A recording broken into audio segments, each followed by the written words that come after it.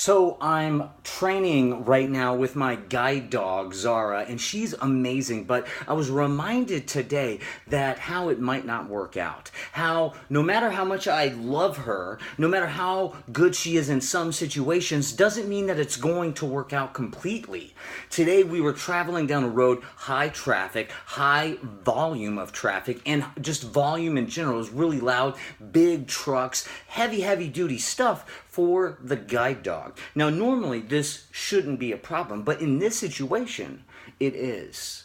And it's worrisome because here I am, I'm 5 days into this investment, and often to even find out if something will work out, we got to put in that investment, an investment of time, of resources, of money, and sometimes a whole lot more, especially when we become emotionally attached to the tools, to the things in our lives that enhance and advance our lives. Now, we're going down the street, and she's so scared, right? Because there's the curb right there where she is, and then 1 foot to the left are huge trucks, like construction trucks, 18-wheelers, loud traffic, and she's so deathly afraid. I mean, she's still working. She's still going forward. But just because she's taking one step doesn't mean she's doing it correctly, meaning that she's so nervous. Could she make a mistake? She's so nervous. Will we be able to get to our destination? She's so scared that I don't know if she'll develop the skin, become resilient enough to make it. Now, that doesn't mean I don't have belief in her. That doesn't mean that because she's messing up, she's not doing her job the way that she should, that I'm beating her down. Right? That I'm not giving the corrections with the chain, or that I'm yelling at her, or that I'm frustrated and letting my emotions come out through her. That is what's called emotional intelligence.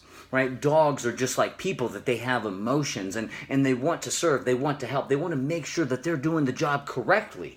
Right? But I'm not going to beat her down when she's scared, when she's nervous, when she's making a mistake, and definitely not when those mistakes could be the difference between me dying or me living, us getting to the destination or not. She could shut down.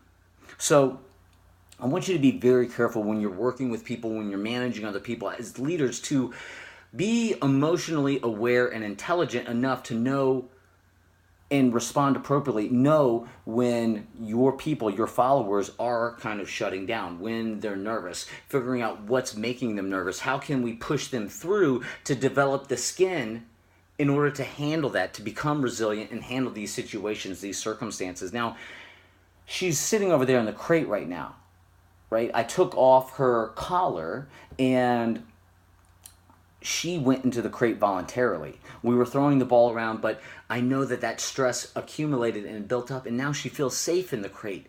The crate door is open. She's not locked in there, but she's staying in there. She's choosing to be in there because it's safe for her. So so rewinding it back to today, it was very frustrating, right? That I'm investing all this time, I'm investing all this money, buying the crate, buying the toys, buying the food, buying all this stuff to, put her in the right position to succeed. I'm allocating all these resources. I'm taking time away and resources away from other things that really normally move the needle in order to invest in this one thing, this guide dog, that could help me move the needle even further. There's many reasons why she will enhance and advance my life, but because we're struggling right now, we have to have this conversation. Now, I've got the guide dog trainer with me on these trips. Her and I have to have the conversation that, hey, this may not work. And she said, I don't want you to feel like you're wasting your time. But time and potentially wasting it is a cost of doing business, of figuring out what will work, what won't work. The question then becomes, how much time, how much effort, how much resources do we invest as entrepreneurs, as speakers, as individuals, as leaders, as managers? How much time do we invest in order to see it through and see if it will work? That's a question for you to decide. Now, while my trainer was really hesitant in that, I don't think this is going to work out, I am way more positive. Micro speed, macro patience. I am so incredibly patient, not just with her, not just with Zara, but in other areas of my life too.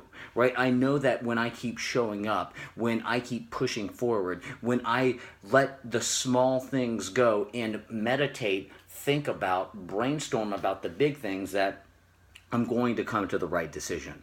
And right now I'm a little bit worried. I don't have enough information to know if it's going to work out, but I will say that on our trip back home, right, we took the same trip, we put it in the same situation back home, we even crossed the street so that that loud traffic is coming from behind her, and she did a little bit better, right? She did a little bit better. And it's still not to the point where it's good enough.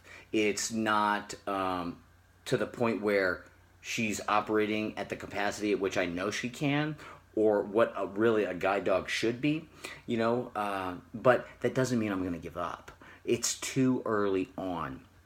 The other thing that I realized today, or at least that I was complimented on by the trainer, she was saying, like, gosh, Tanner, like, I don't know how you do it, how you're so patient with her.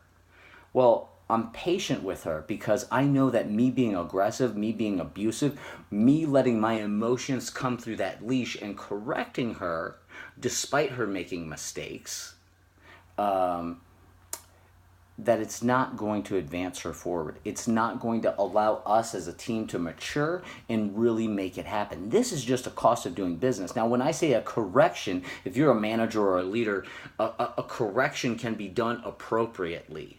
Right? So when someone's making a mistake, I find these mistakes as opportunities to help guide someone, make the correction, guide someone to doing it better, showing them how it's done, comforting them, nurturing them along the way. She's emotional right now. I know she's stressed out, right? So I'm not going to make it worse by letting my emotions, my frustrations come through the leash and disciplining her, adding more stress than what's already going on. So how can you apply these strategies into your life? One, being emotionally intelligent as a leader to know when to recognize and respond appropriately to when your followers, your employees are a little bit under stress. They're in situations that they haven't been in before. They're making these constant mistakes, and you can kind of sense why. Hey, it's a new situation. It's really high stress. They're making these mistakes that they shouldn't be. Normal people in these circumstances wouldn't be doing this. Why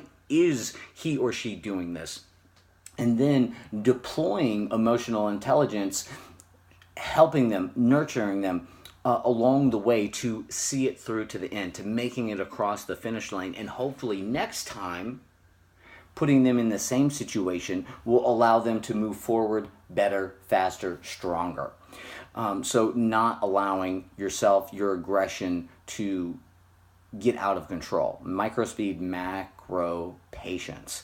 The other thing is how much investment do you put into this opportunity? Right? What I don't want what I don't want to happen for you, and what I don't want to happen for me, is that I put in all this time, and my emotions want me to hold on to the guide dog, hold on to Zara, this awesome dog who plays catch and is just so loving and incredibly beautiful and gets compliments left and right and socially really enhances the times when I'm traveling on the road and gets doors to open up a little bit easier because I have a dog. Am I going to let my emotions, my attachment to that, and the red carpet, as it were, come between me and the functionality, the tool, the purpose in which this tool is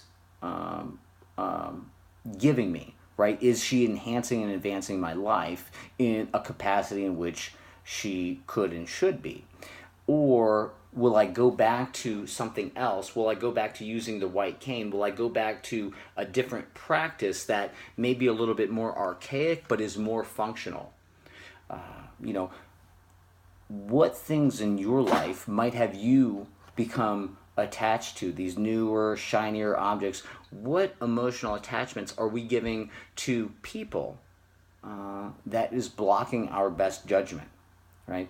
I love Zara to death, but it doesn't mean I'm not going to fire her if it doesn't work out. I must be black and white with my emotions and not become too emotionally attached.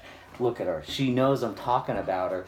You're such a pretty girl. She knows I'm talking about her, right? This is what I'm talking about. Would I allow my emotions of this amazing, beautiful creature, to prevent me from really understanding, recognizing, and moving forward with a purpose in which she is accurately and appropriately or correctly filling? So I hope that's making sense, right? So one, when we're leading, don't allow your frustrations, impatience, and aggression to come through in the ways that's going to make our talent, our human capital, retract and become hermit crabs that are unable to fulfill their potential. I know she's got it in her. It's my responsibility as the leader of our team to pull it out of her, nurture her along the way.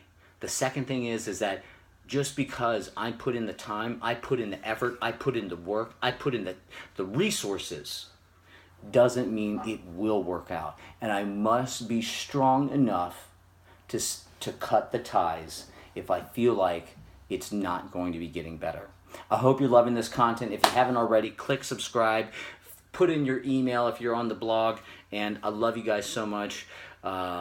Hit me up, let me know what you think. I'm everywhere at Tanner Gers, Gers.